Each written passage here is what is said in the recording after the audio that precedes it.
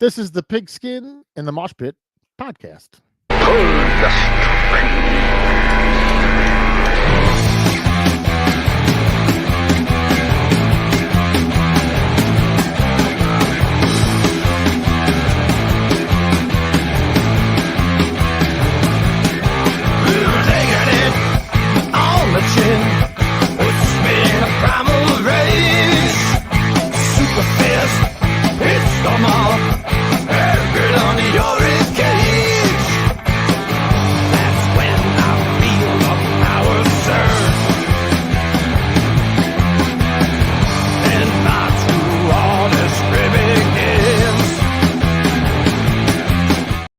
Hello, everybody. I am BigBri, your host tonight on the Pigskin and the Mosh Pit podcast.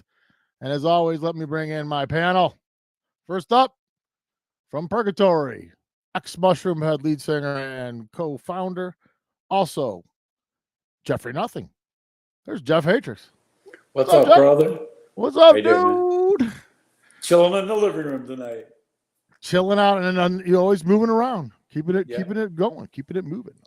Yeah. Also with us from the Manimals, the main man himself, it's Larry the Wolf. Ow, ow, ow. Jeff, I wait for you to do that every week. Awesome. What's up, dude? How's it going? Guys, good to see you. Good to see you, man. All right. Also, never the least, but last tonight, we got him from Maiden America, Mob Rules. He's also one of the sports writers for Cleveland.com. We love him. It's Dan Gilles. What's up, brother? I wore a special shirt for tonight. I love the Browns, but they suck. How true is that, man? The depleted Browns. Okay, so real quick, I want to preface the whole week in football. Browns just had their asses basically handed to them in a game that they absolutely were supposed to win by anybody and everybody who was anything affiliated with any kind of football whatsoever. Thought the Browns should have wiped them clean, and instead, except for the first minute, actually it was 11 seconds, except for the first 11 seconds of the football game, where the Browns absolutely dominated the first 11 seconds. After that, it was pretty much not ever did it ever really look. I mean, everyone's like, well, we had a chance at the end. It's like, I never felt good about this game for like a second. It was always like you just could tell it was that game where they just couldn't. I remember at one point I said them scoring 2 scores literally would become a miracle. It would be like considered that like they would have to literally bring out the people and look at this and to see if this was an actual miracle and then crown this thing a miracle of God, because that's how unlikely it was. And you know, I'll give them credit. They did score 1, and then toward the end there, but in the whole, it was just a mess. And there's a 1,000 reasons why it happened. Everyone immediately looks at Deshaun Watson, obviously, as the culprit of most of this. And I have to say, really, especially in this game of ever, this was a complete disaster of a football game, from the head coach to the fact that this team can't stay healthy. I mean, on a epic level. It's not even like a regular NFL team of injuries. This is epic shit now that's like turned into it's almost laughable. And so now we're gonna get our opinions of all this, right? Like what's gone wrong. And I want to bring up one more fact before we get too carried away.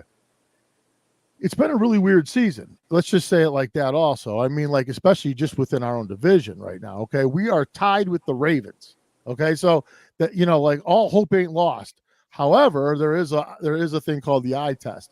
And I've watched some Raven games and they look way better than we do in those losses. So it's not as, and I'm not saying that means anything in the end result of wins and losses, but it does down the road, I think.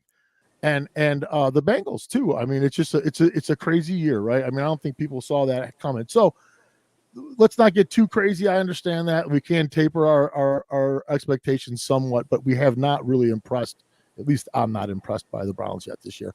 So I want to get your guys' takes on that. Basically, you know, it's pretty general, but I mean, I think you guys know what you want to say. I think you've been thinking about it too. I want to start with you, Jeff. What's your take on this game? And you know, Give me your whole thing. What are you thinking?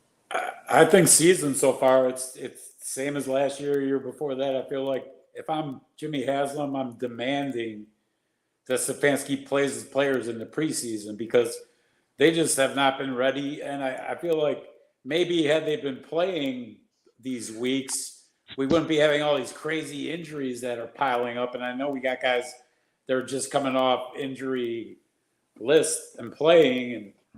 And I just don't understand Stefanski at all. It's like you have a running back who gains, I think, 127 yards last week, and I think I saw him in the game twice.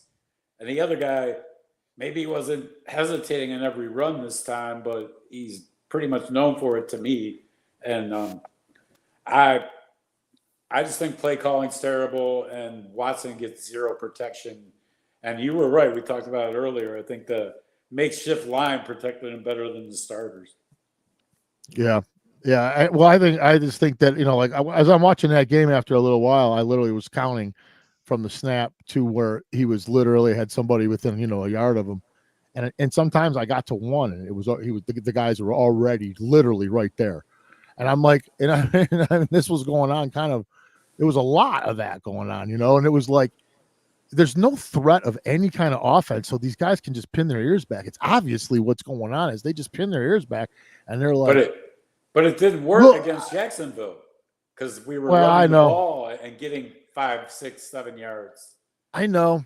I wonder though, there's some things about that game though. I wonder if it just was a little different how that game would have turned out. I mean, that sack in the end zone was huge. I mean, there were some things that just happened in that game that really listen, I hate to say this, but this is where I have really a bad feeling about this season. I think Myles Garrett is a problem. And that really he's injured. That leaves a very sick feeling in my stomach because that really weakens our strength, in my opinion, by a lot. I mean, a lot. So I really think that like his performance on the field means everything. It's funny. Everyone says Watson. I hate to say this, but Pittsburgh Steelers are proving that theory wrong right now. They're 3-0 playing strictly on defense, and they don't have a quarterback to speak of that's doing much of anything, yet they're 3-0. So our defense could carry us at least somewhat through this thing, not without Myles Garrett, man. Not without him, it becomes seriously an uphill battle. All right, Dan, what's your feeling? Well, the first 11 seconds was about as well as you can start a football game. And if you drew it up in Madden or whatever, it was phenomenal. But I point to one play in particular. Giants' second drive of the game. They went 3-and-out the first time. 7-0, we got the lead. Daniel Jones does a horrible pass, gets picked up by Ronnie Hickman. They start shucking and jiving in the end zone, did a little choreographed dances and all this other shit, right? Meanwhile, there's a flag on the field. Greg Newsome stupidly goes helmet to helmet on Jones, roughing the passer 15 yards, first down Giants. And I feel like they celebrated themselves out of that game. They thought it was done. They had the ball. They would have gotten the ball on like the 25 on that interception. It probably would have scored right away. And instead, Giants get the ball back, and these guys were already dancing the way off the field, and now they got to go back on and play, and next thing you know, they're down 2 scores. That's, Jim Schwartz likes to talk about, we want to bring the swag, and everything else like that. But I feel like it's not, in this instance, especially it bit them in the ass, and. No, I say that play was embarrassing. And that defense, overall, it hasn't been as good as it was last year. It almost looks like the Houston Texans playoff defense, which was atrocious. Well, okay, so think about this though, and tell me if you think I might be on to something here. If Garrett's feet are hurting bad, and these quarterbacks are literally getting that ball off right when, he is right there, and they're able to get that pass off. I keep watching him just get the fucking pass off every time, and I'm like, it's just a split second, and I'm wondering if just that pain in his feet, if it just holds him back a split second longer than it normally would, just because of that, and that's it. If that's all it takes is him, if his pressure ain't enough to derail that defense, if they're not holding them dudes long enough downfield, and it's derailing this defense. Like, we don't even know how much impact he has on this defense. Maybe his impact is more than we realize, and the guys behind him aren't as good as we think. Because we don't really know. We don't even know what that defense is like without him in there. Seriously, he's playing. He's never hurt. So, anyways, I'm just making up shit because they don't look the same as they did last year. That's all I'm saying. They don't look the same. I think they're buying their hype. They think they're the best secondary in football, and so far they're getting gouged. Yeah, people have figured them out. I mean, like, there's no doubt about it. The NFL has adjusted on our defense. They've really used our aggressiveness against us. I will say that. Now, Malik Neighbors is going to be a special player. You can see it. Yeah, he's really impressive. He's the truth, and the sky's the limit for this dude. But it's like if you're talking all this shit about how good your secondary is, I mean, he's a rookie. Cover his ass. They were getting torched. And he caught it over his head, dude. That's pathetic. And then you're not putting Ward on him for whatever reason. That was weird. I'm screaming at him. I'm like, why aren't you lining up your so-called shutdown corner on their number one receiver? It only makes logical sense, right?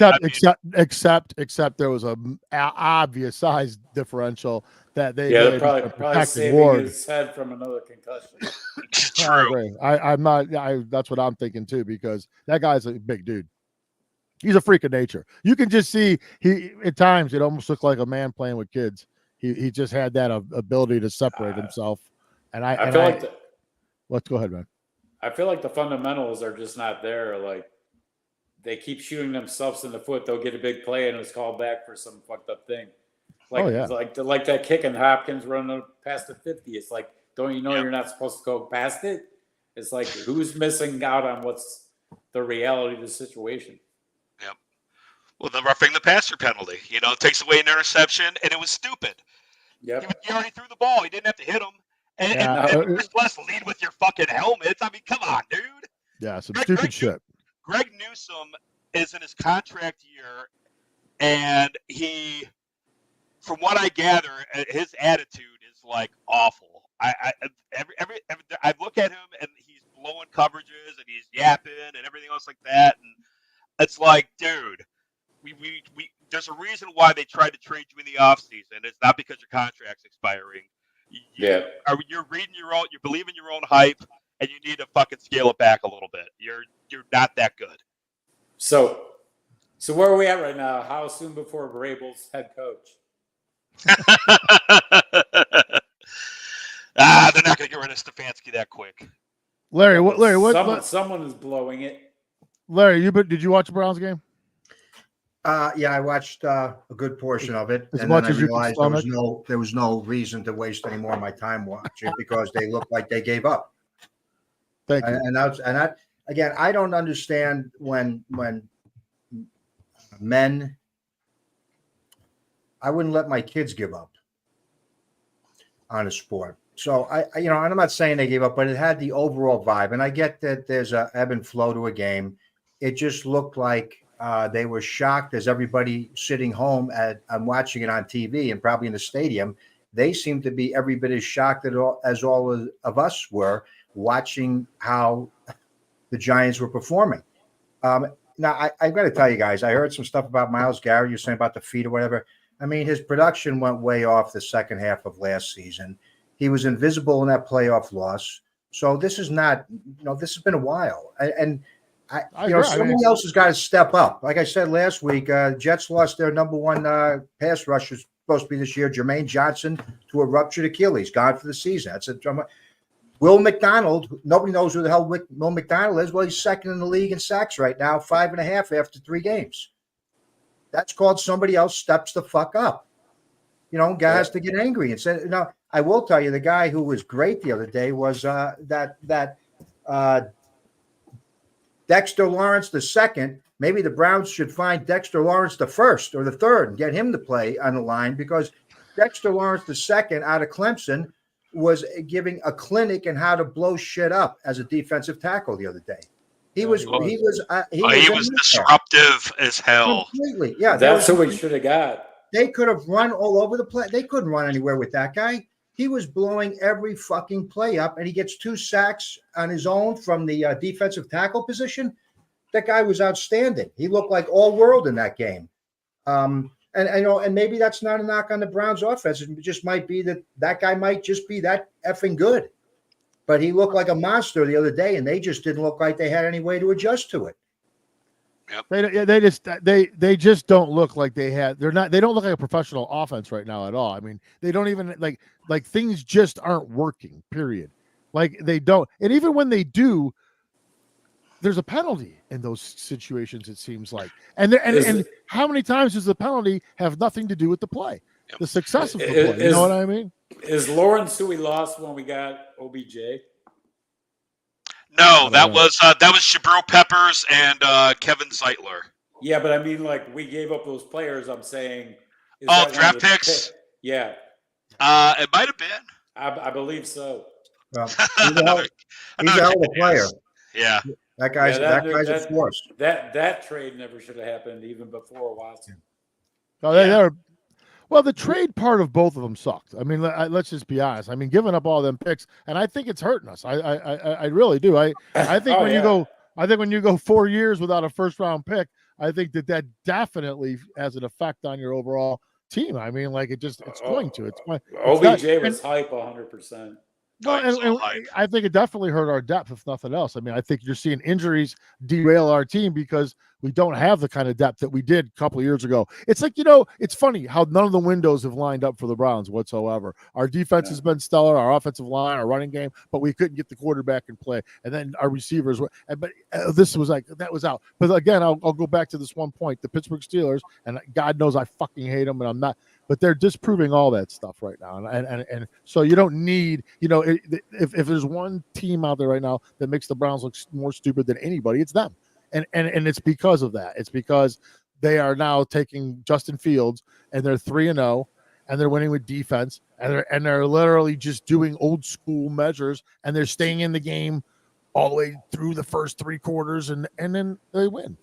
TJ's 100% healthy, and unlike us, he has a counterpart. The guy. No doubt, dangerous as fuck.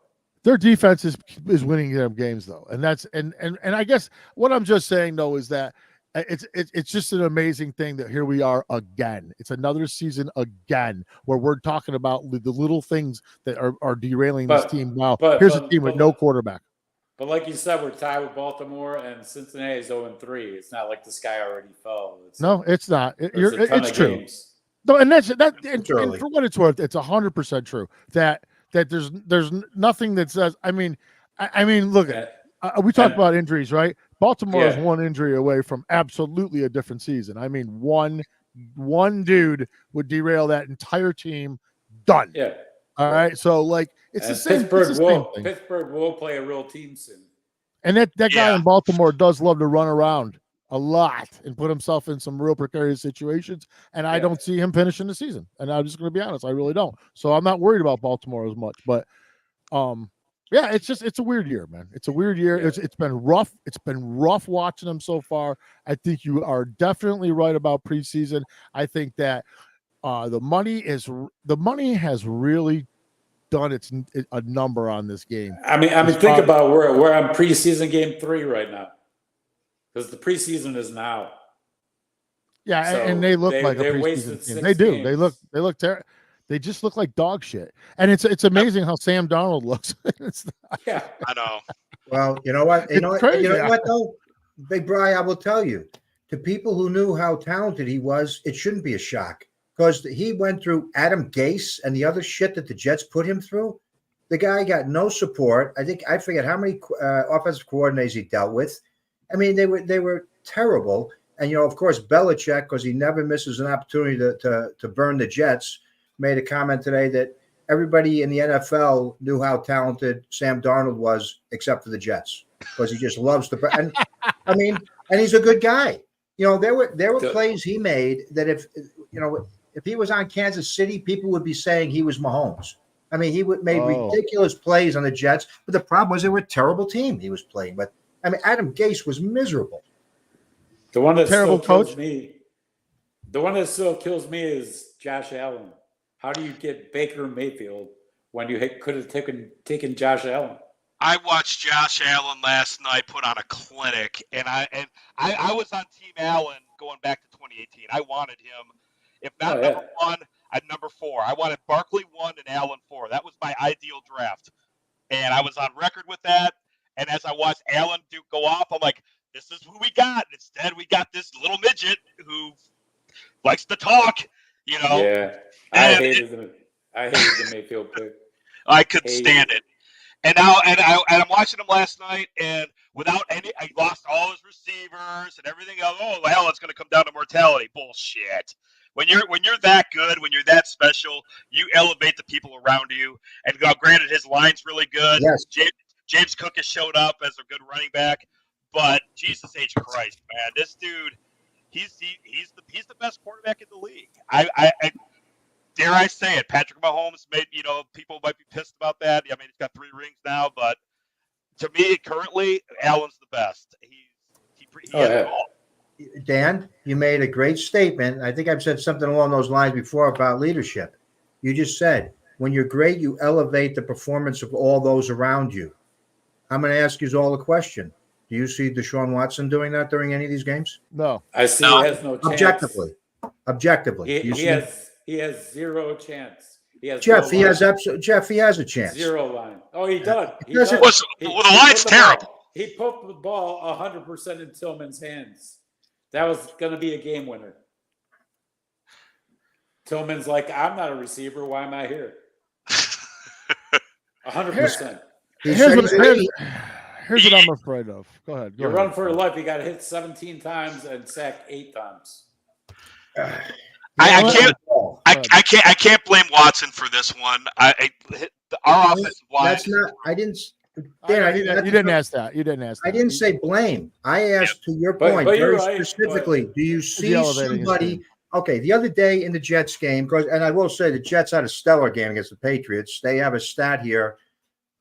In the Super Bowl era, the Jets became the first team in the Super Bowl era to finish a game with 400 plus offensive yards, 40 minutes plus time of possession, 0 turnovers, 0 touchdowns allowed, 7 plus sacks. That's a strange. I mean, they dominated the shit out of it. You know what? Robert Saleh ran up to Aaron Rodgers after the first touchdown pass to hug him. I don't know if you guys seen the thing. Rodgers looks at him with disdain, stops him like this, pushes him away, and gives him the eye, walking away from him like, I'm not fucking celebrating, you dummy. We've got a game to play. It's 1 score. We've got 3 quarters to go. That's a leader. You know, if he doesn't like what Hackett calls, he goes up to the line and he calls a fucking audible. Yeah. That's what you do in your position. You know, if you're going to go down in flames as the QB, go down in flames with your own plays. Make calls at the line. They're the ones seeing something. I go back to Baltimore last season. We were on our way to a huge loss. 14 of 14 in the second half, won the game. He basically won the game. Jeff, a year ago, Zach Wilson outplayed Patrick Mahomes until 2 bogus ref calls, not unlike the one the other night at the end of the Kansas City game in the end zone, that they got another one that was clear interference to get the benefit. So what? I mean, that was last year. Oh, I know. I mean, does he have moments does he show a flash that he could be great? Of course, but you need consistent greatness. Yeah, you need a real offensive line, and we all need that. Not an idiot coach. He might have won Coach of the Year twice. I think they're giving him charity. Well, then they should have probably held on to those picks and built themselves a line, and then put somebody else in at quarterback. Well, Bill Callahan leaving was huge. Yeah, because I don't know what Andy Dickerson's philosophy is, but clearly it's not working. And now you could say it's the talent, and injuries. You know, you're playing backups at tackle. Joe Bitonio's clearly lost a step. Wyatt Teller's lost a step. Now he's out for like 4 weeks. And now, and I told Jeff this off the air, the line played the best when you had your left guard at left tackle, your center at left guard, and your fullback at center. Yeah. Yeah. Those guys are all hungry. I feel like Teller and Bitonio are starting to take it down a notch. Well, they've taken, what is he, 9 years in now, Bitonio? Yeah, he's like 9 or 10 years in the league now. Yeah, that's He's what the old veteran on the team. Well, I Thomas mean, he made was it only out. He was 10, and out that for was part it. of You know, last. 10 He and was out. out. He was out for part of last season, so he's trying to prolong his playing time for this year, so he's not going at it quite as hard. So here's what I'm going to say about my assessment on Watson. I real quick say this: I'm watching him, and this is what my brain's telling me. I'm like, all this time away from the game definitely has not helped this cat whatsoever. Okay, like playing a couple games here and there, it ain't helped this dude at all. Number one. Number two, I think when you're that far away from the game and you make that kind of money, no matter who you are, it may do a little something to you. Also, I'm not saying it did. I'm saying it might. And I got another thing too about this dude that I also think, and that's that I think in Houston, he had a weapon in Houston that we just don't obtain here, and that was Hopkins. Hopkins was something that he could see his style, and I see him as a Brown running around. It's great. If you had a guy like Anthony Hopkins down the field that you could just chuck the ball to, now I don't care if there's 3 defenders around him, and he could jump up and catch the ball 75% of the time. I look pretty fucking good. I look smart. I look like a really good quarterback. The Browns don't have nobody like this. Okay. First of all, I also will say that I think we're playing a really weird offense with wide receivers who are not fast. No, we don't have not. fast. Are we even Judy, even these guys that we just got, none of them are really fast. All you ever hear about is route running.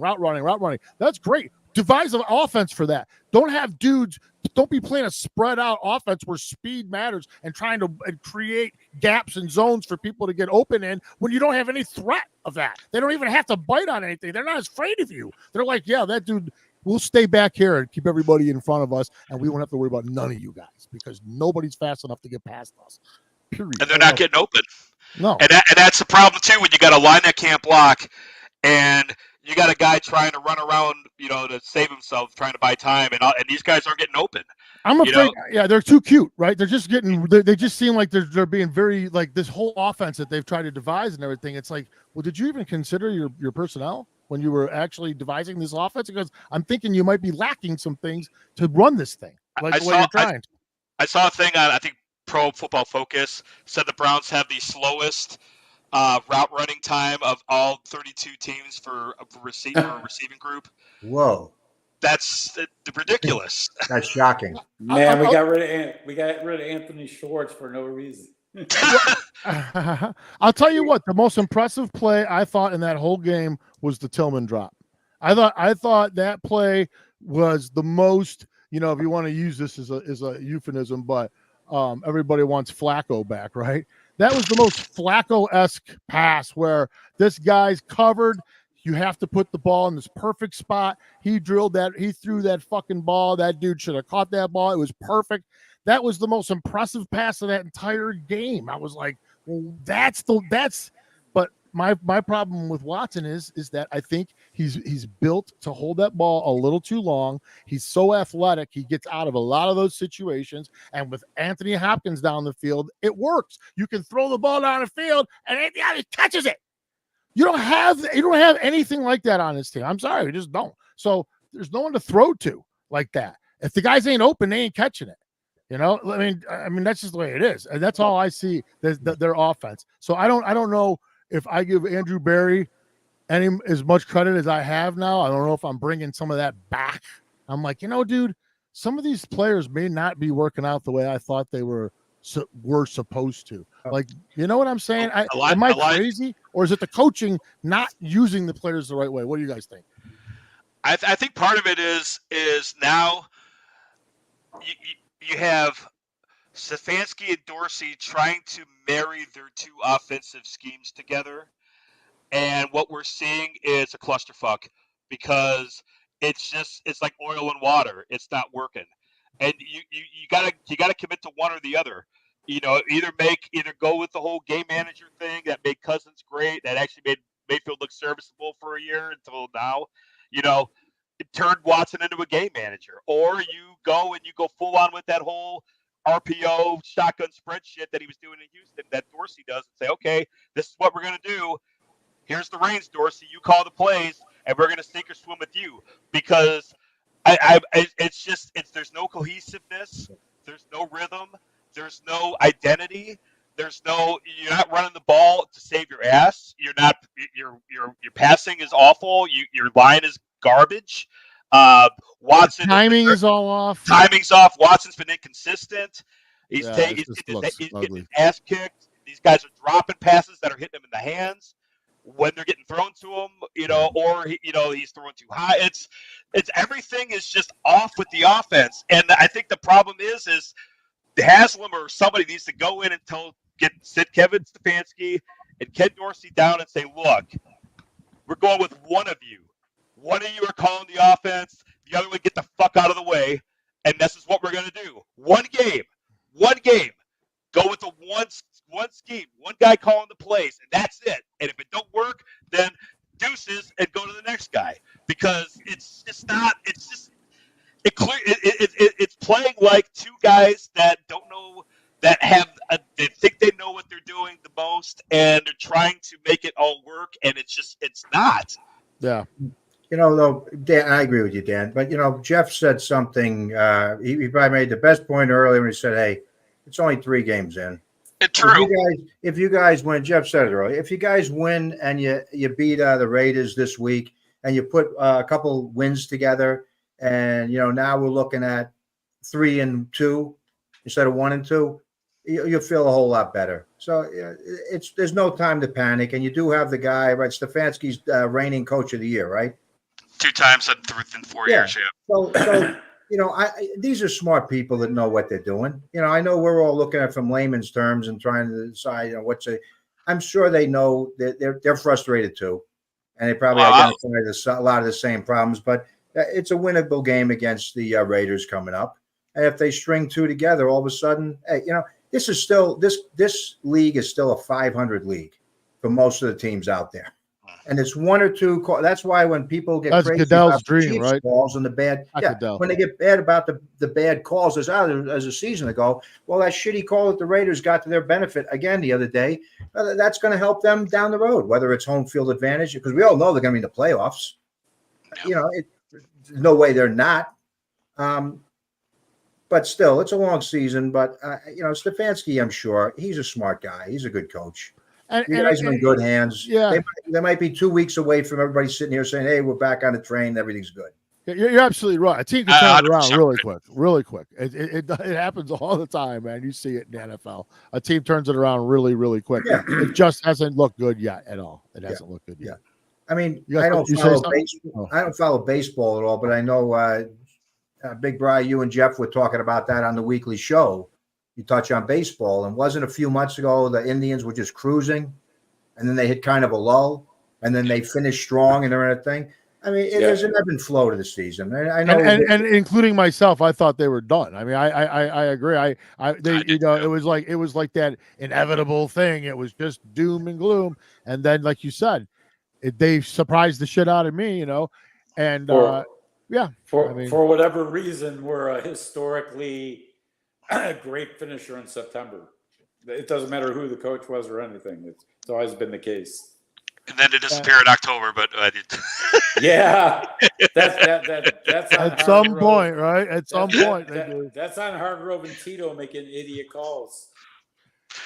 Yeah, it's been a fun baseball team. I know we don't really talk much baseball, but it is ironic that you have literally the antithesis of each other as far as our baseball team and our football team, where our football team is loaded with talent and huge expectations. Our baseball team supposedly had very little talent and almost no expectations. They now own the fucking home field. They're going to get the first week bye. Their second best record in all of the American League. It's not a fluke when you finish the season that way in baseball. It's 160 some fucking games. Ohio Cup? Go ahead, yeah, Jeff. they own it again since 2015. Yeah, they just won it again today. Did they end up winning today? I've been doing this. 6-1. Oh my lord! Bobby went almost to the 8th. I'll be at the game tomorrow, everybody. And if anybody wants to come up to me for an autograph, feel free to come up to me. I'll be giving them out. And Cobb threw like 35 pitches today, and he's gonna be bad. Cobb threw pitches today. What? And a rehab start? A rehab. Yeah. So he could possibly pitch over the weekend and be ready for the playoffs. Sweet. All right, and that's our guardian corner spot. Like, Yeah.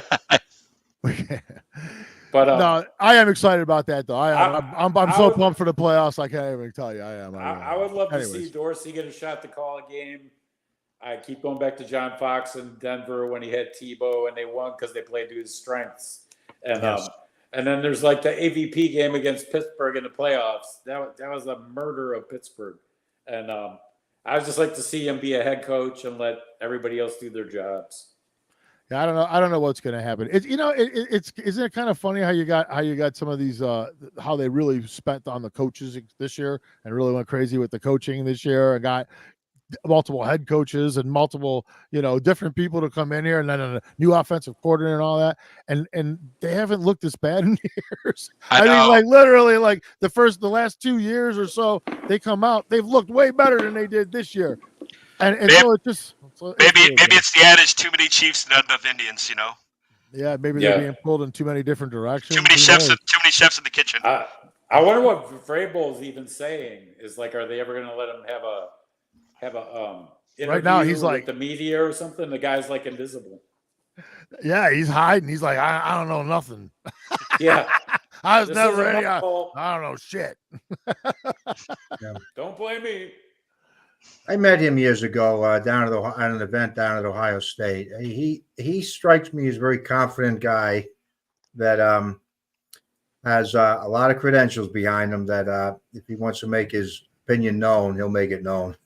Yeah. Oh yeah, I could. Yeah, right. Yeah. And he's huge here in Ohio. I mean, he's I'm just wondering if we're going to ever hear any of it. If we're just going to be behind maybe closed not. doors only. Well, we might when he accepts his job as head coach. Yeah. When he's in that press conference, that might be when we hear it. I don't know. I just don't see them getting rid of Stefanski. To me, that would be like. I mean, say what you want about him, whatever. He has done some remarkable things with some weird situations. I mean, I will say that. I think his owner is almost in like a schizophrenic owner with how this team is like schizophrenic, right? I mean, like it's all over the fucking place. It's got multiple personalities. You never know what the hell's going to happen. You get multiple lawsuits with our owner with, suing for cheating scandals and all kinds of shit. It's never ending. It's so Browns. So it's like all that stuff always going on. And that's all Stefanski. A lot. I mean, I know some of this he wasn't a coach for. So I'm just talking about the whole thing going on with Baker Mayfield, the Dorsey thing, a lot of stuff, and the guy's kind of kept it together through all of that, which is why he's won. That's why he's won Coach of the Year twice. That's why. The problem is though, every time he decides I'm going to rest players, it blows up in our faces. All the preseasons have killed the beginning of the season, other than that one lucky Cincy win, and then resting them against Cincy last year killed us against the Texans. It's like, get over this resting players. If somebody gets hurt, they get hurt. Our best playoff game also was without Stefanski. Yeah. I know. Yeah. He doesn't want to risk injury, and he set the team back for weeks. I will say this in defense of the injury stuff. If you look at a league-wide, it's common. Like, there's a lot of big-name players that are hurt. There's a lot of teams that are riddled with injuries. So it's not just a Browns thing. It's bigger to us because we're here and we see it, and it's clearly we don't have the depth to compensate for it. But it's everywhere. And, why do you think? Go ahead. I think part of it is the 3-game preseason. Before, when you had 4 games, you always knew that the third game is going to be your dress rehearsal game, and you're going to play the starters into your third quarter, and you were going to try to run a few plays, and that was going to be and then the fourth one was going to be for all the scrubs that are on the bubble to see which one makes the team and which one goes to the XFL, and that's the way that it is. Well, now you only got 3 chances. And clearly coaches don't know what game is going to be your dress rehearsal game. And I don't think Stefanski still hasn't figured that one out. And that goes for a lot of other coaches. So it's like Aaron Rodgers didn't play in the preseason. He didn't really have to. But it's like, but you go around and you look, and Mahomes played 2 snaps in the preseason, and that was it. So, it's commonplace now. It's like now you're basically using the preseason to play all these low draft picks and these undrafted guys and these veterans that are trying to hang on and whatnot, and all your starters, you're afraid to play them because you only got 3 chances, and Okay, then you got that bye week in the middle. Let me ask you guys this question: do you think that what's going on here might be a lot of things at play? And number one is the investment that now these owners are making in these players makes it now so these owners tell these coaches, look, my investment better not get hurt in a meaningless game, period. I don't care if he plays in the game, but at the end of the game, he better not be hurt. And is that kind of a thing now because of the amount of money that's being paid to these guys, where these owners now demand things like this? So we as we sit here and scratch our heads and go, well, why? I don't understand. Maybe there's a reason why these things are happening, and that's a league-wide thing where these owners are just like, my investment can't be hurt in this game that don't matter. Period. I don't care about nothing else. And I wonder how much of that mingling goes on these teams where it changes the way these guys have to coach these teams. Oh, 100%. I think so. I think if you had played Watson in like week 3 or whatever, and he would suffer like a knee injury or re-aggravate the shoulder and is out for 6 weeks, you would have wanted to take Jimmy Haslam and hang him off the 480 bridge, and Stefanski for putting your $230 million franchise quarterback at risk in a meaningless game. So it's a double-edged sword. And now we're saying, oh, we should have played him because now he's too rusty and da-da-da-da-da. But the flip side is if you play him and he gets injured, then it's like, okay, well, how stupid. Stefanski's a fucking idiot because he played him in a stupid meaningless game. I'm not even worried about Watson playing or not in those games. I'm talking about the line getting cohesive and playing together. I know what you meant. I think we all did. I'm talking about all the supporting cast should have not been on the bench too. There's a thing in football, and you've heard it. I mean, like, us guys have all heard this because we're avid fans, and all the old football players talk about how taking hits toughened you up through the season. So like you were able to take hits by taking hits. It was a thing they all talk about. The more you would become conditioned. It was called conditioning, actually, is what they just called it. But it was something that was real. I mean, they all knew it. The first few weeks of camp and stuff, these dudes were hurting bad. A lot of them were slightly injured and stuff. They had to work through that stuff because once they took enough hits and got used to it and were conditioned. That's why they used to call it conditioning. You guys remember all that stuff back in the day? I remember. So that's what Jeff is talking about. Like, there's a lot of people out there that would go, well, that doesn't make no sense. Like, if you're playing more games, wouldn't that mean you're going to get hurt more? No, that's not how it works. Actually, how it really works, and if you just got to talk to the guys who played, and they'll tell you, no, when you took enough hits, you become conditioned to it. I'm not saying hits don't wear you down. I'm not saying that none of that happened, but there is a method to that madness. And I think the level of injuries you're seeing right now is indicative of it. To your point, a few years ago when they did the collective bargaining agreement and the union got their way and they eliminated 2-a-day practices and they made mandatory off days and they made like practices are only like X amount of hours per day. I feel like that has it inadvertently, maybe for them, they thought we're saving ourselves, but instead now you're basically costing yourselves because you're not in that condition. You're not toughening up. You're not building your callus up in your body for the hits and the this and the whatever. Now you're only practicing 3 hours a day and then you're going home.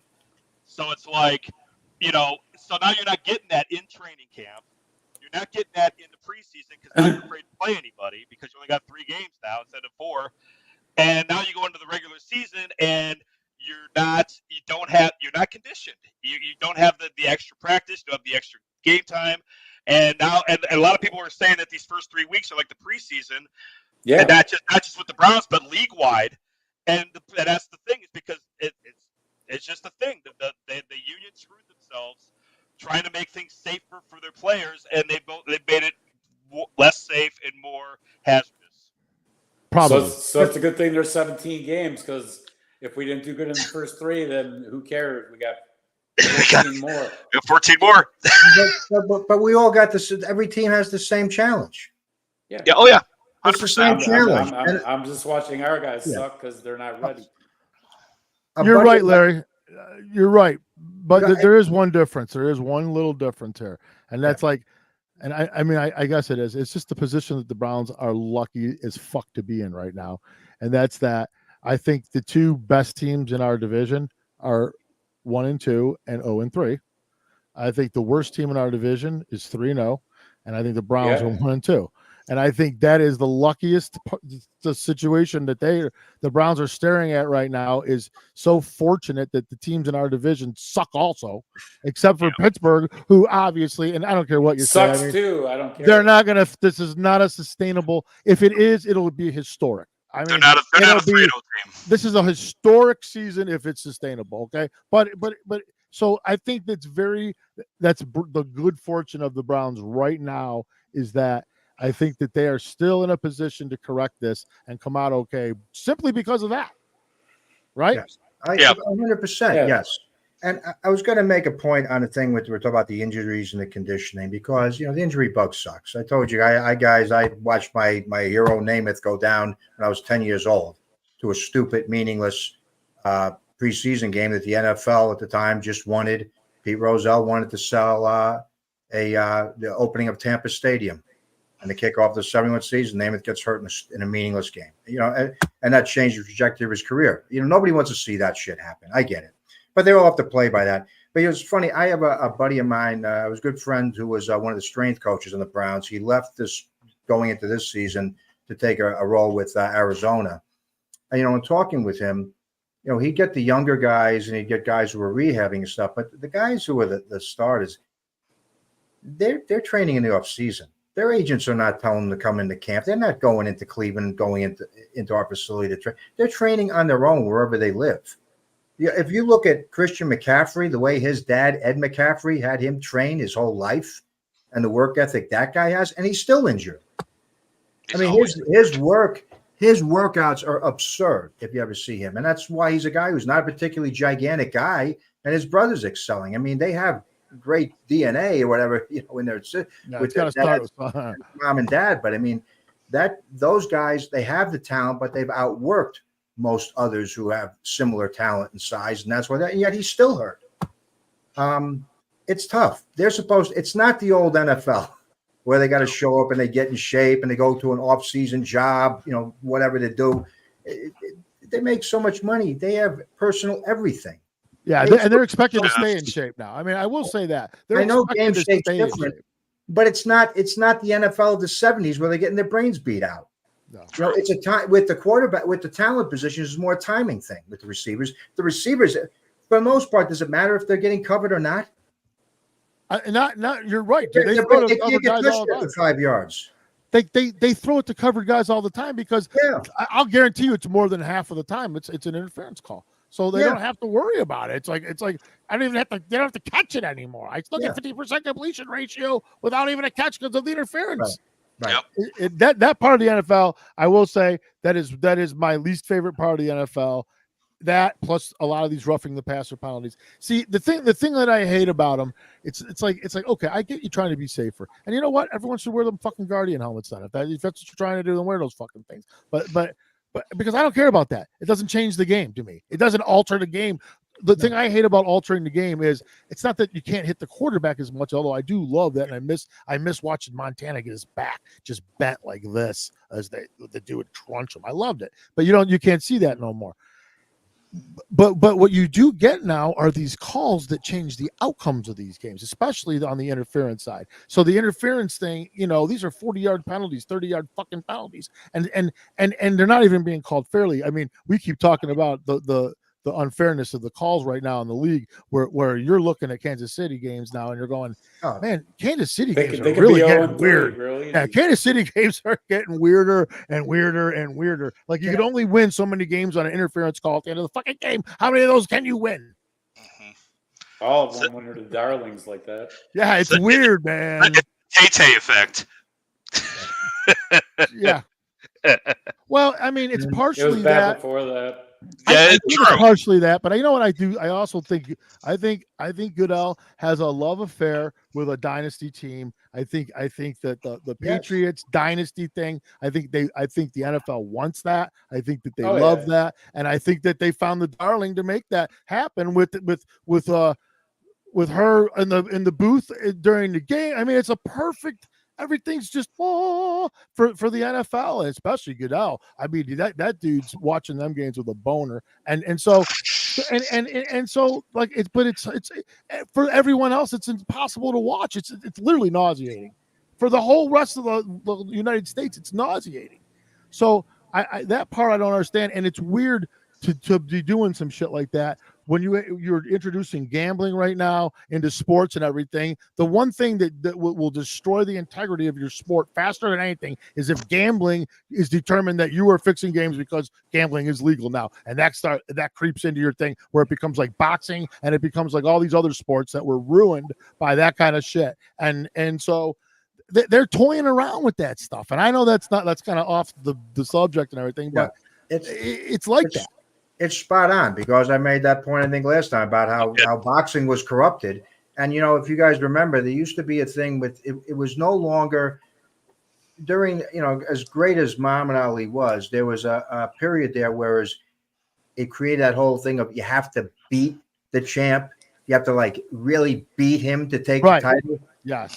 For most of my life, it was like. What about a split decision? All of a sudden you have to kill the guy it has to be how are you going to be? The guy is the best. All of a sudden, it's supposed to be done on a point system, right? A 10-point must system. That's the rules. If he wins, by I agree. It gave him an advantage. It's a split or majority decision. Who cares? But Ali, God bless, Ali was great, but he got so many close things over, and it kind of became this precedent in boxing that unless you just absolutely dominated the champ, there was no transfer of the belt. Yeah. And that hurt the sport too, along with the corruption. But when you felt, okay, my guy is good, but he beat him, but he didn't beat him badly enough to take the belt. It's either you beat him or you didn't. I mean, right. You're giving the champion advantage. You're giving the champion advantage. Yeah, you're giving him an unfair advantage. You're putting your thumb on the scale. Like I said, if we're all rooting for our teams and we go through, it's bad to have in the back of your mind, but we know damn well there's one team in the AFC that's going to get home field advantage no matter what they do, and they're not going to call jack shit on them. They're not going to get called for any holding because, of course, no team holds, right? How do you go all these Super Bowls without one single holding call? Well, it's everywhere. It's another thing that's hard to watch. It's hard to watch that holding at the level it is right now. It's like, man, like that's not football. It's like you're taking away these dudes' talent to play this game. You're literally like just being like, well, it's getting. I don't know. I can't. I want to point out one example that we saw Sunday. So we all know Myles Garrett gets held on like every play. Pretty much probably gets mugged. It's atrocious. A lot of these linemen though, dude. I'm watching the whole NFL and it's happening everywhere. So, but you're right. Myles is on our team. It's Myles for sure. But at the Giants, Brian Burns was blitzing at one point, and I forgot what bum we had at offensive line, but he held him, and they flagged him and called holding on him and go, well, he's too quick and he's got to, you're resorting to holding penalties. And I'm thinking, have you not looked at us and our superstar linemen get held and they never call him for it? It's like, you got to call it both ways. If Brian Burns is getting held because he's too good, then Myles Garrett's getting held because he's too good. And guess what? Don't call holding penalties on either of them. Instead of calling us for it. Yeah. You're right. I mean, I believe in calling it fairly. I mean, that is an issue in the NFL. Right. And I will say one more thing real quick. Do you guys not agree that it's possible that the NFL has never really gotten over the fact with the whole Watson thing? I mean, with all the owners hating on the whole situation that went down. I mean, the way that the NFL was trying to discipline this guy, and we kind of carried him off into safety, and the way that all kind of went down, I wonder sometimes. I mean, the Browns do look awfully different when Watson's not playing quarterback for a lot of reasons. I'm just saying. I agree. 100% agree. I'm not saying anything. I'm just saying, if you really piss the NFL off for really reasons that they feel validated about, well, they could make your life a little bit miserable. They can. They know how. I guess I'm not following, BigBri. Why would they be unhappy about it? Well, go ahead. Because of the whole all the lawsuits and the unwanted attention. It was Giving No, up the guaranteed $230 million. the guaranteed contract. Yeah, more guaranteed than anything. contract. That was the Okay. main one. Let's be honest, Goodell is run by the owners of the league. Okay, they hire him to stand in front of them and Yes. take all the heat and do everything and blah blah blah. But he works for them, and Haslam was a lone ranger on that whole deal that he did with Watson. He went on his own. He went out there. He said, "Get him at all costs," and they got Watson, and they gave him all that guaranteed money, and he set that precedent. Now these other owners are like, "This motherfucker." So now. Now Goodell is hearing the grief of these guys, and so now I'll be damned if that Watson deal is successful, because the last message we want to send to the NFL is this is the way to go to make a team successful. So make sure this never is successful. Never. That's what I'm saying. There was a game last year. The Browns were playing Pittsburgh. It was a night game, and Watson was getting his face mask ripped and left and right and everything, and they weren't calling him for anything. And he was yelling at the refs like, "Hey, they're twisting my head." And like, "Yeah, I don't see nothing." So the next play, he goes and he's running, and a guy gets him, and he grabs the guy's face mask and drags him with him, and he gets called for it. Yeah, and he was That's basically first like, floor ownership. yeah, and he basically did it like, "Hey, look, if you're not gonna call me out." It's not even like shocking at all. Like, everyone should know this. It's like obvious as the play nose on anyone's face. That core ownership group gets away with murder. I mean, the James Harrison game where he completely destroyed two Browns and nothing really happened. Nope. Massaquoi could have almost been killed. It's ridiculous. Okay. Yeah, Jeff, I know you brought that up a lot. And I see your point on that. I was just curious. It's a double standard.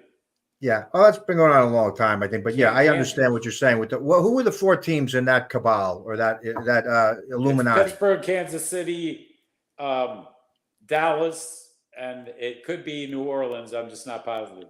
Okay. New England, I think. Well, I think Kraft was. Well, was yeah. But I there's know definitely a core. Okay. Yeah. And Kansas City gets away with everything. Their deceased owner named the Super Bowl. I mean, they can't even hide it. Those calls are so blatantly wrong, and they always go Kansas City's way. Yeah, BigBri froze. He froze. He froze up. It's not even winter yet. Coming back. No, I didn't freeze up. Look, I'm on a different look. We got you got two screens. Are you going to argue with yourself if there's two like that? All right, then it fixed itself, dude. All of a sudden, my internet went out. I can't believe it keeps you guys. That's so cool because I'm the one that connects all this. But my internet went out, and then I was like, "Oh man, this thing's gone." I come back. The storm came to see you. I don't know if that's what it is or not, but it came back on within a minute. So I don't know what happened. Pretty good.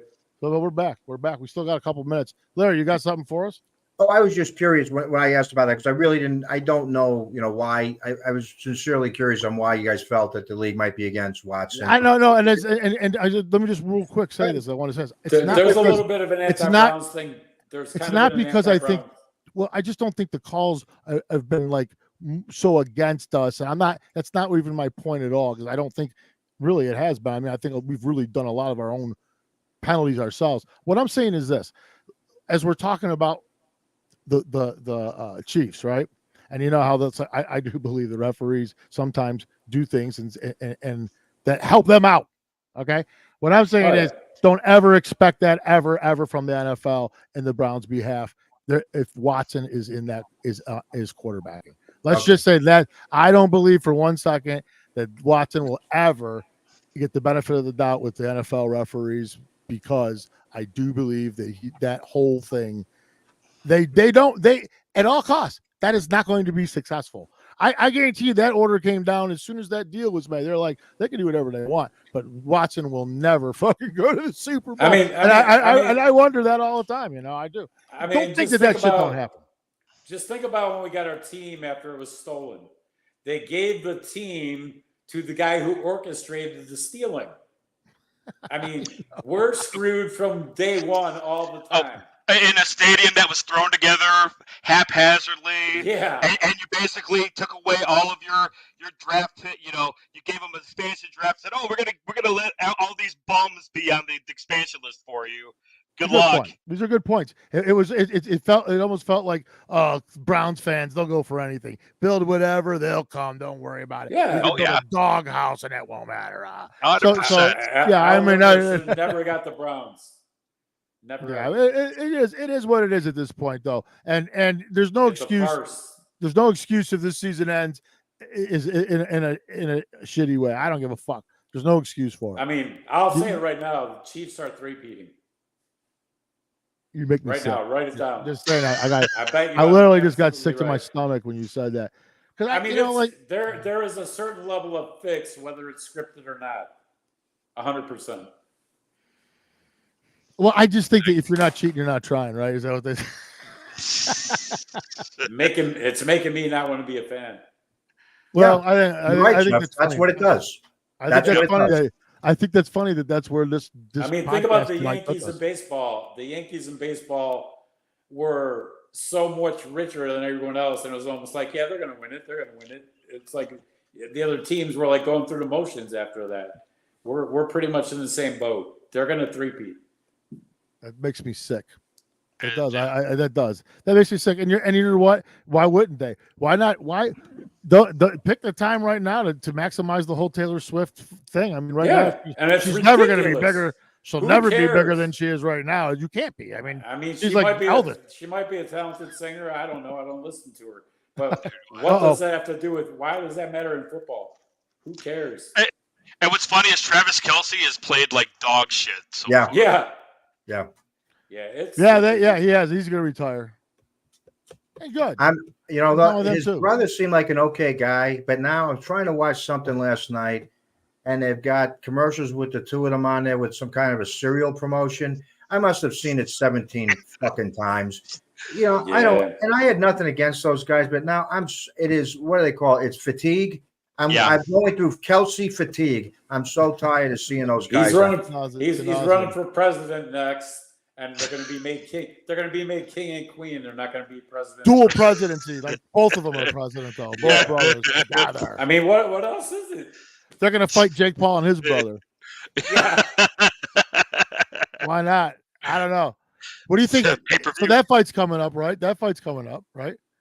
Tyson and Paul. Yeah. That's coming up, right? When's that? He's gonna tattoo him while they're fighting. Can you believe this is what it's come down to? Where like the big draw right now is Mike Tyson. Yeah, and he's gonna get a 60-year-old Mike Tyson. He'll get a bunch of money to never really hit him because I still won't fight. I wouldn't want to fight Mike Tyson. Someone would have wasted that dude if they were really fighting.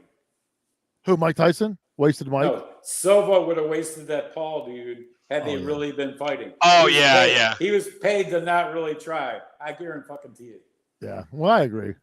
And that what's his name? Jake Paul. Jake Paul. Yeah, he's cleaning up. I mean, he's cleaning up as a result of all this. I mean, good for him, right? It has a script. It's crazy though. How did Jake Paul get picked? It's like winning the lottery and then winning the lottery again, and then winning the lottery again, and then winning the lottery again, and then winning. I mean, that's what he's doing. It's like, and you're right. It's like wrestling matches for the WWE or something. Yeah, it's not real. No offense. It's real. It's all good. Hey, I know it's fake. I love it anyways. Dan, anybody? I was putting that message out to anybody that offended. I know.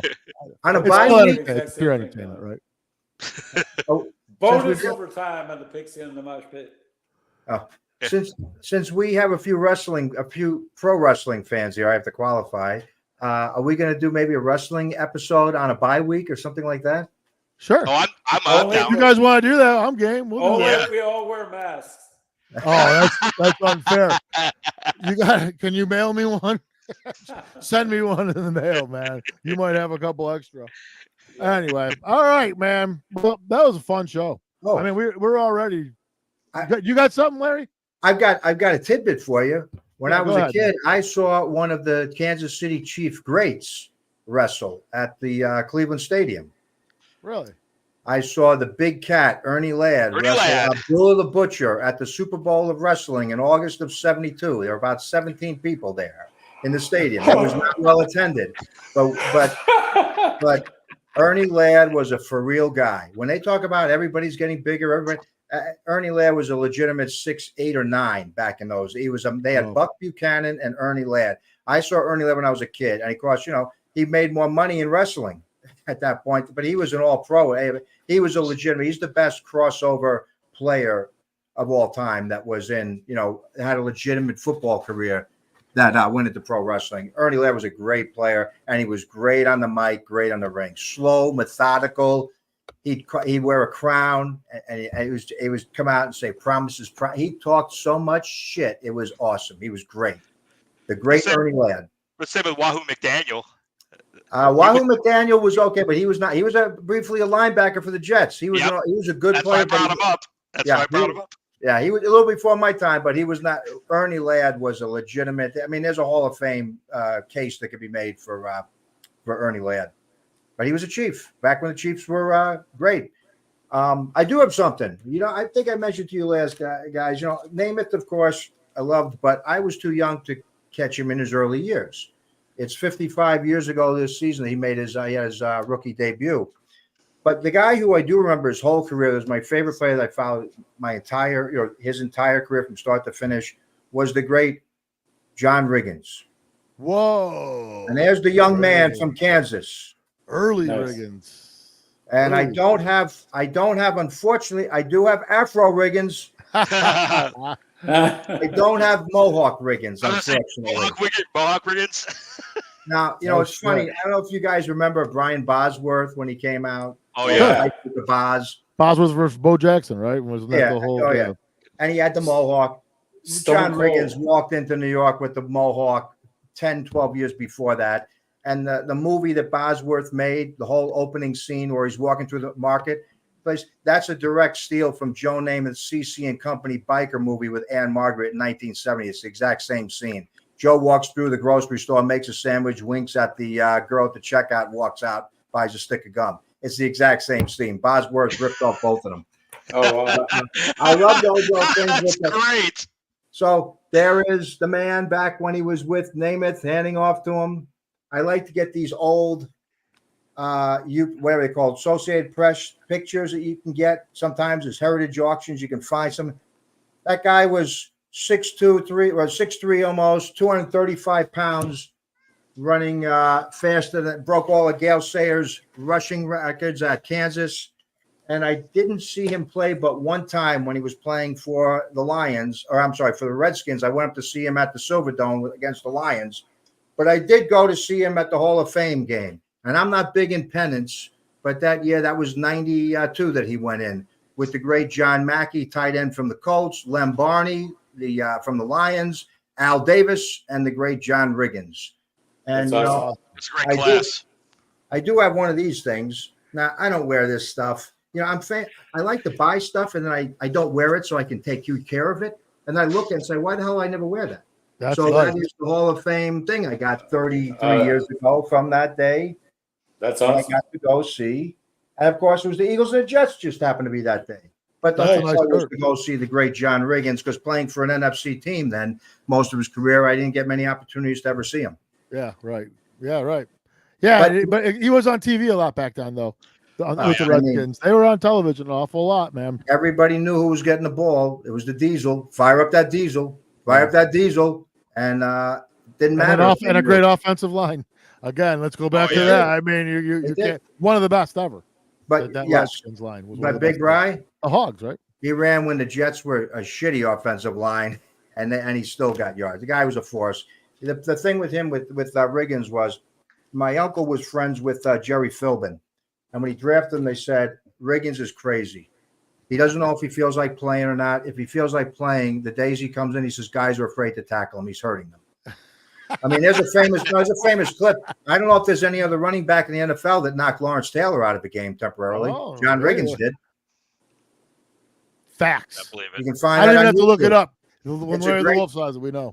It's a great game. I think it's 82, 83 season. The Giants Redskins matchups, and they show Taylor versus Riggins, and Taylor gets a couple tackles, but John Riggins owns him. Yeah. Sweet. Another. I mean, Somehow you always manage to weave Joe Namath into the conversation, no matter who. And I love that about it because you've made it almost seem like back then, no matter what went on, Namath was involved into it. I mean, I know you have. It's like the 6 degrees of Kevin Bacon, but it's Joe Namath. You're like this guy, Joe Namath. I can't help how I was. And you got to remember the era I was with. There's a reason why when the Young Wonder Years TV show was on TV for whatever 10, 11 years.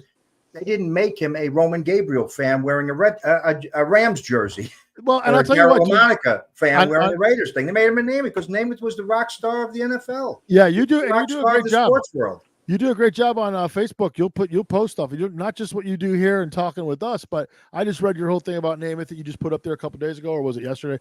And you periodically will post stuff because you know a lot of shit, dude. And you retained a lot of knowledge. It seems like over the years, and you've gathered a lot of stuff, so you can go back and rummage through things and rejar memories and do stuff like that too. So you got a lot going on. And that's why you're a total asset to the podcast. I mean, getting you on here has been awesome, and you know, I mean, yeah. I mean, seriously, you're too kind. I learn a lot from you guys every week. It's been great to have you on this show. Awesome. Thank you. You know, it's just I'm protective of some of the guys that I was fans of the past because too many people who are current fans look at them through the lens of current statistics, and it's a stupid. It's like trying to compare, you know, whatever. What's a fast car now? You know, compare it to a Hemi Cuda from '71. It's not; they're not the same car. It's not the same technology. You know, I know bodies are a little bit different, but you know, how many Pro Bowls do you think John Riggins made in his career? 3. I'm gonna go with 2. 5. Some stupid low amount. John Riggins is exactly a one-time Pro Bowler. Wow. Really? Now, would anybody question that he should be in the Hall of Fame? Nope. And yet he's a one-time Pro Bowler. That's his legacy with the Jets in '75. He had his, you know, and then he went free agent. And Weeb Eubank wouldn't pay him. I mean, he has one. So unfortunately, as I said, the lens of what we look at, Namath's a lot that way. They look at TD and interception differentials and stuff. It's a different game. Yeah. You know, it's a different game. If they look at now, do the running backs all suck now because they don't have guys running, you know, 1,200-yard seasons left and right? No, it's just a different game. The talent is there. A lot of things have changed. Well, and how they acquire these yards and how they acquire these things now has changed. Right. I mean, a lot different game. It's much more nuanced than the pure, you know, who's got the most yards and who's got the most catches and all that stuff. And it's different eras. It's a lot more talent and flash and a lot less grit and just fucking heart that you see on that field today. It's a lot less of that, man. A lot less just determination and willpower. I mean, it still exists. Some of these players have it. I do. Sure. You see it out there all the time, but it's not like everybody, like it used to be in the NFL where they all had it. Everybody was like that. Like everybody was fucking hungry and mean, and the quarterbacks were meaner than the linebackers are now back then. You know what I'm saying? Yeah. They were tough. I mean, they were tough men. They were all tough men. But it's the litmus test should be how they performed against their peer group in their era. Yeah, that's it. Yeah, you're right. And they can't be held. You know, people get too caught up, and this is a Goodell thing. Who's the GOAT? Who's the GOAT? Well, I think you just answered the question right there, Jim Brown. That's like who's Jimmy Brown. And what's his name? Otto Graham, right? Otto Graham, yeah, the best of their era. I mean, there you go, them two motherfuckers. The Browns have some all-time greats of their era. Dude, we had too many. We had too many. Now the gods are just pissing all over us now for all that greatness from before. That's what's happening. It's called the Great Act of Balance. All right, guys, we got to wrap this thing up, man. We're already an hour 13 in, but who gives a fuck? I mean, we could do whatever we want, but it was fun. Eric Elkins did chime in at 9:36.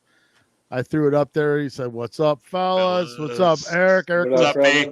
Of course, he was a guest on our show, and he will be returning later on this year.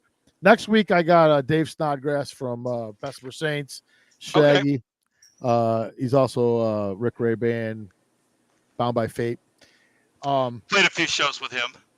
Yeah, he's a great guy. He's a great dude. So he's coming on with us next week, and so it should be a good time. Another bass player, so you could talk bass. I don't know how to play the bass. I punish the bass. And it punishes me half the time. I don't know. But hey, are you guys going to make that? Sounds cool though. Are you guys going to make? Because I'm not. Are you guys going to make predictions for your team for next week against No. the Raiders? Yeah, I'll go. I'm gonna predict the victory on this one. I'm gonna predict because this seems to be the temperament of this team where Maybe we're the they're opposite. due to play good for some reason. It just seems like that's the way it goes. Like all of a Maybe sudden, maybe we're the opposite this year, and we're great on the road and suck at home. it does seem that way. Honestly, they put so much importance on it that they forgot how to win at home. Yeah. I'll do the reverse jinx. I'll pick the Raiders to win. But the only reason I'm picking the Raiders to win because last week I picked the Browns to beat the Giants and the Giants won. So I'm going to do the reverse jinx. I'm picking the Raiders 20-17, and with basically saying that I'm saying the Browns are going to win.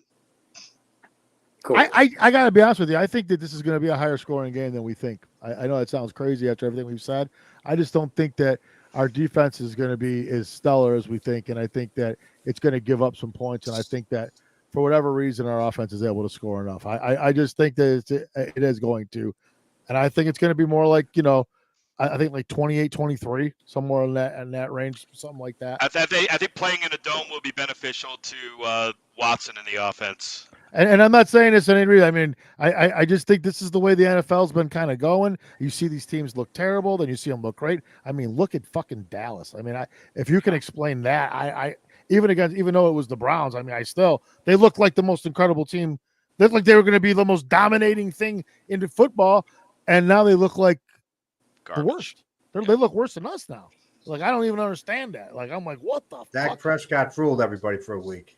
But this is not. But this is just the whole temperament of this league right now, where it's up, it's down. You're up, you're down. You're up, you're down. Like I said, do you really think? I agree. That's Roselle. That was his whole vision when he did all the salary. Yeah, the whole parity thing and the salary cap and all that. That was to generate that. That's what makes. If there's one thing I love about baseball is that it is so unfair. That when David beats Goliath in baseball, see, there is no David and Goliath in football unless you really want. There really ain't. Well, in baseball, there really is. I mean, the New York Yankees are Goliath. I mean, and the Dodgers, they spend so much money that when you beat these guys, it's so just incredibly satisfying to beat them. And you know I what? don't know. Maybe I'm right. crazy. And Jeff mentioned that earlier with the Yankees because they did, and that's that whole Moneyball thing with Billy Bean or whatever with the statistics and the analytics. But and God bless Roselle because he understood that, and balancing out the with the caps and all that stuff. Yeah. And I have to say, I don't think Pete Roselle would like to, and I don't think Paul Tagliabue. I don't think either one of them, but particularly not Roselle. I don't think they'd like today's game the way it is. I agree. I think they would hate it. Well, money has definitely been the root of the evil of this league. It truly has. Money and ego, and not the ego of the players as much as I think it's the owners. I will put so much blame on the owners. I always will because they created the whole fever. They're the ones that try to outspend each other. They're the ones that always have to have the shiny new thing over the other billionaire. You're not going to outspend me. Fuck you. And it turned into this. It just became this thing now where players are getting paid $500 million contract, and that's what it's become. And so what do you do with your $500 million investment? So it changes everything. It's like these aren't even football players like the gladiators they once were.